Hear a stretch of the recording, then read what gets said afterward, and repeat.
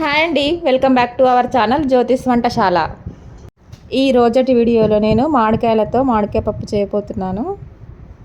Summer సీజన్లో ఎక్కువగా దొరికే ఈ మామిడికాయలతో చేసే పప్పు ఎంత కమ్మగా ఉంటుందంటే మాటల్లో చెప్పలేం.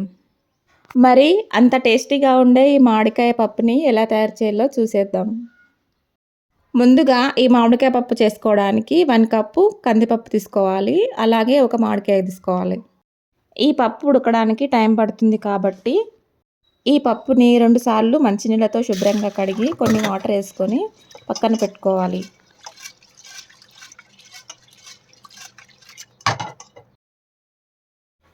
ఈ పప్పు నానేలోపు ఈ పప్పులో వేయడానికి మనం తీసుకున్న మామిడికాయ పొట్టును ఇలా పీలర్తో పీల్ చేసుకోవాలి. చాలా వరకు కొంతమంది అయితే ఇలా పీల్ చేయకుండా అలానే వేసేసుకుంటారు. అలా వేసుకుంటే కూడా చాలా బాగుంటుంది.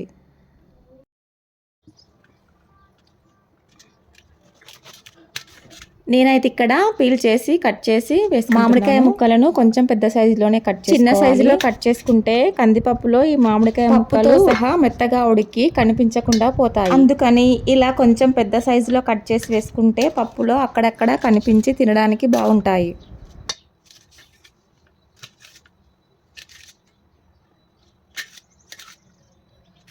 నెక్స్ట్ మనం కడిగి పక్కన పెట్టుకున్న ఈ పప్పులోకి మనం ముందుగా కట్ చేసి పెట్టుకున్న మామిడికాయ ముక్కలు కూడా వేసుకోవాలి. అలాగే 4 పచ్చిమిర్చీలను తీసుకొని ఇలా చిన్న చిన్నగా కట్ చేసి వేసుకుంటున్నాను. అలాగే దీంట్లోకి 4 టమాటోలను కూడా ఇలా కట్ చేసి వేసుకుంటున్నాను.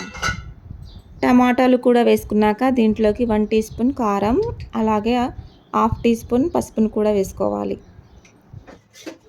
పప్పు ఉడికేటప్పుడు విజిల్లో నుంచి వాటర్ బయటికి వస్తుంది.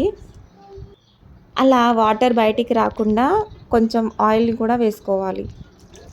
ఆయిల్ కూడా వేసుకున్నాక దీంట్లోకి సరిపడినన్ని వాటర్ వేసుకొని ఒకసారి స్పూన్తో కలుపుకొని కుక్కర్ మూత పెట్టేసుకొని విజిల్ పెట్టుకొని 3 విజిల్స్ వచ్చే వరకు ఈ పప్పుని మెత్తగా ఉడికించుకోవాలి.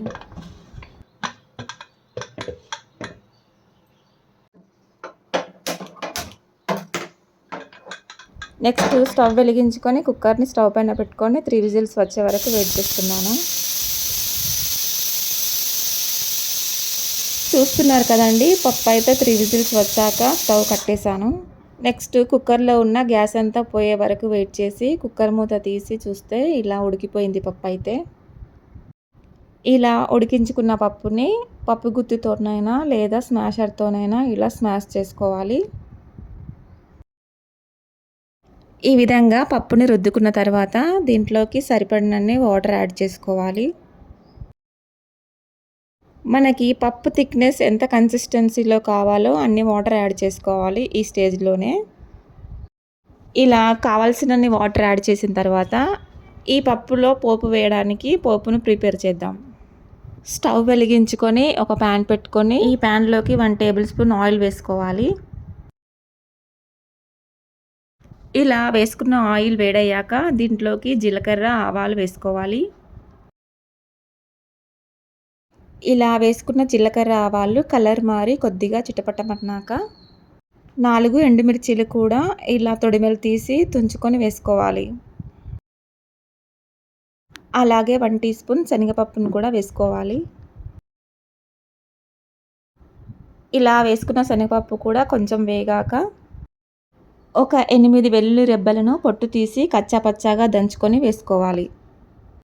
అల్లం వెల్లుల్లి పేస్ట్ కన్నా ఇలా వెల్లుల్లి రెబ్బలను దంచి వేసుకుంటే టేస్ట్ ఇంకా బాగుంటుంది.